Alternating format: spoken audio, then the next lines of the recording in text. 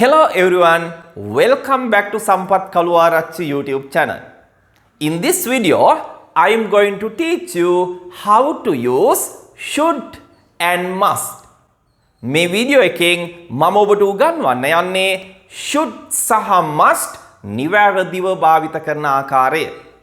should සහ must අපි භාවිත කරන්නේ යම්කිසි advice එකක් අවවාදයක් ලබා දීමේදී සහ යම්කිසි සජෙෂන් එක යෝජනාවක් වශයෙන් යම්කිසි අදහසක් ඉදිරිපත් කිරීමේදී ඔබ සරලව මතක තියාගන්න should කියන්නේ යුතුයි must කියන්නේ යුතුයමයි තරමක් අවධාරණයෙන් අදහස් ප්‍රකාශ කිරීම සඳහා අපි must භාවිත කරනු ලබනවා මේ should කියන වචනේ තියෙන L අකුර silent ශබ්ද වෙන්නේ නැහැ එයත් ඔබ මතක තියාගන්න.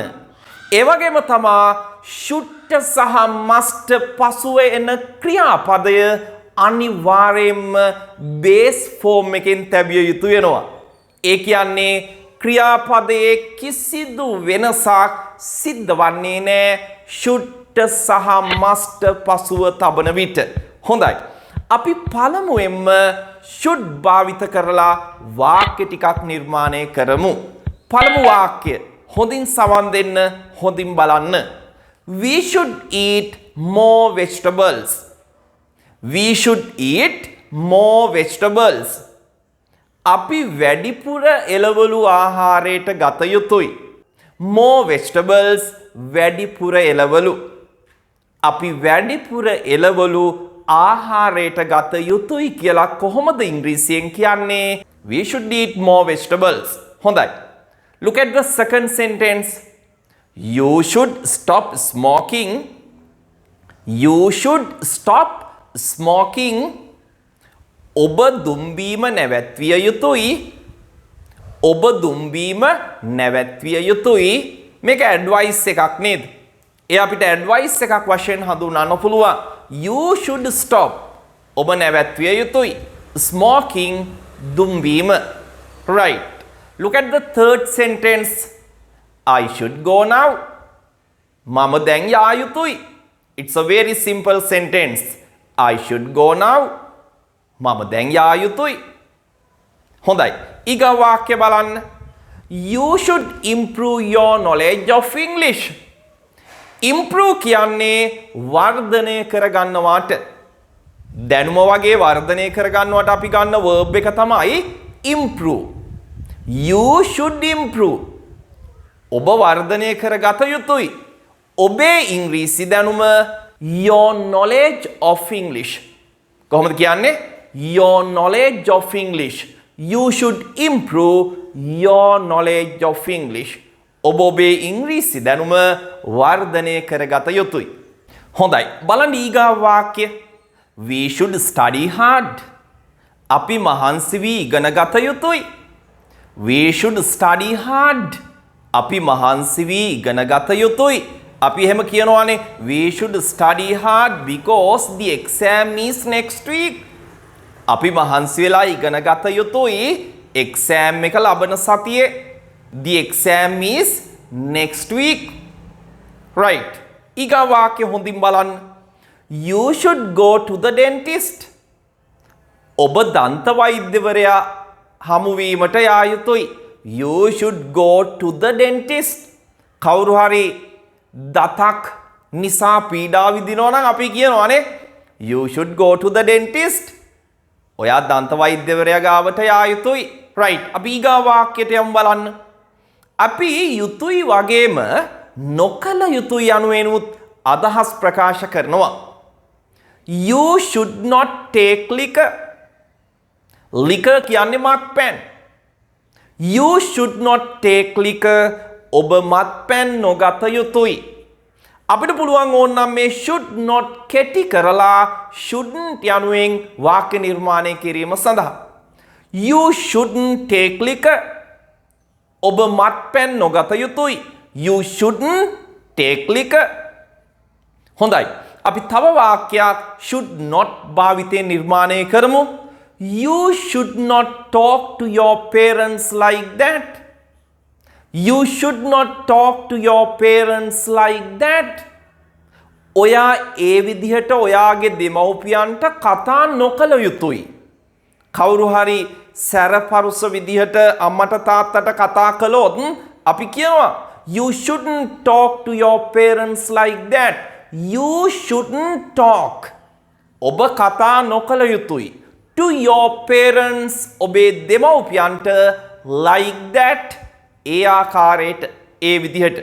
මං හිතනවා ඔබට ඉතාම සරලව තේරෙන්නේ නැති should භාවිත කරන ආකාරය. මේ සමගම ඔබට මතක් කරන්න ඕන මේ should භාවිත කරනවා අපි I think, do you think වැනි වාක්‍ය සමග. මේක ඔබ පැටර්න් එකක් වශයෙන් මතක තියාගන්න. I think I should.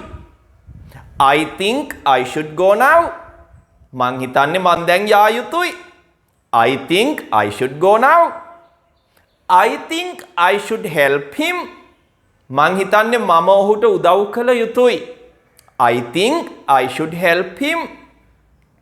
I think you should work hard. මං හිතන්නේ ඔයා මහන්සි වෙලා වැඩ කළ යුතුයි. I think you should work hard. Do you think I should apply for this job? Do you think I should apply for this job? ඔයා හිතනවද මම මේ රැකියාවට අයදුම් කළ යුතුයි කියලා? Do you think I should apply for this job? අපි අන්නේ වගේ වාක්‍ය නොඑසේනම් අදහස් ප්‍රකාශ කිරීමේදීත් අන්න ඒ ආකාරයට should භාවිත කරනවා. I think, do you think යනුවෙන් ඊටාම සරලව. හොඳයි. අපි ඊළඟට යමු must භාවිත කරලා වාක්‍ය නිර්මාණය කරන විදිහ ඉගෙන ගන්න. should යුතුයි must කියන්නේ යුතුයමයි. තරමක් අවධාරණයෙන් අදහස් ප්‍රකාශ කිරීම සඳහා අපි must භාවිත කරනු ලබනවා. බලන්න මේ පළමු උදාහරණය. You must stop playing computer games. අම්මලා තාත්තලා පුතාලට මෙන්න මෙහෙම කියනවනේ. පුතා ඔයා පරිගණක ක්‍රීඩා කිරීම නැවැත්විය යුතුමයි. You must stop playing computer games. නැවැත්විය යුතුමයි. You must stop. හොඳයි. බලමු අපි දෙවනි වාක්‍යයට ගිහින්. You must pay the bill before Friday. You must pay the bill before Friday. ඔබ සිකුරාදාට කලින් බිල ගෙවිය යුතුමයි. You must pay. තරමක් අවධාරණයෙන් අදහස ප්‍රකාශ වෙනවා. You must pay the bill. ඔබ බිල ගෙවිය යුතුමයි. Before Friday. සිකුරාදාට කලින්. හොඳයි. අපි තව උදාහරණයකට යමු. I must finish this work today. I must finish this work today. මම මේ වැඩේ අද අවසන් කළ යුතුමයි. ඔබ කාට හරි පොරොන්දු වෙනවා මේ වැඩේ අද අවසන් කරලා දෙනවා කියලා. ඒ වෙලාවට අපි කියනවානේ I must finish this work today. මම මේ වැඩේ අද අවසන් කළ යුතුමයි. හොඳයි. අපි තව වාක්‍යයකට යමු. We must look after our parents well. Look after කියන්නේ රැක බලා ගන්නවා. මේ phrasal verb එක. Look after රැක බලා ගන්නවා. We must look after. අපි රැක බලා ගත යුතුමයි. Our parents අපේ දෙමව්පියන් well හොඳින්. අපි අපේ දෙමව්පියන් හොඳින් රැක බලා ගත යුතුමයි කියලා කොහොමද ඉංග්‍රීසියෙන් කියන්නේ? We must look after our parents well. We must look after our parents well. හොඳයි. must වගේම must not දාලත් අපි වාක්‍ය කියනවනේ අදහස් කියනවනේ නොකල යුතුමයි කියලා. නේද? උදාහරණයක් ගත්තොත් you must not use calculators in the exam. You must not use calculators in the exam. You must not use. අපිට ඕනේ නම් ඒක කෙටි කරන්න පුළුවන්. You mustn't use calculators. Calculators ඔබ දන්නවනේ ගණක යන්ත්‍ර. නොඑසේනම් cal කියලා අපි හඳුන්වන්නේ. ඔබ exam එකේදී calculators භාවිත නොකළ යුතුමයි. ඒක rule එකක්. rule එකක් වශයෙන් නැත්නම් නීතියක් වශයෙන් අදහස් ප්‍රකාශ කිරීමේදීත් අපි must භාවිත කරනවා. You mustn't use calculators in the exam. ඔබ calculators exam එකේදී භාවිත නොකළ යුතුමයි. You mustn't use. මා හිතනවා ඔබට ඉතාම පැහැදිලි වෙන්නේ නැති. අපි තව වාක්‍යයකට යමු. We must protect our environment. We must protect our environment. Environment පරිසරය. We must protect. Protect කියන්නේ ආරක්ෂා කරනවා. We must protect. අපි ආරක්ෂා කරගත යුතුමයි our environment. අපේ පරිසරය. We must protect our environment. අපි අපේ පරිසරය ආරක්ෂා කරගත යුතුමයි. හොඳයි. මා හිතනවා ඔබට ඉතාම අවබෝධ වෙන්නේ නැති, ඉතාම සරලව තේරෙන්නේ නැති should සහ must භාවිත කරන ආකාරය.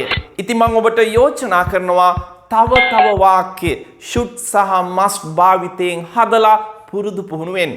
හොඳයි. අපි එහෙනම් තවත් ඉතාම වටිනා වීඩියෝ එකකින් හමු වෙමු. ගිහින් එන්නම්. See you again. Bye.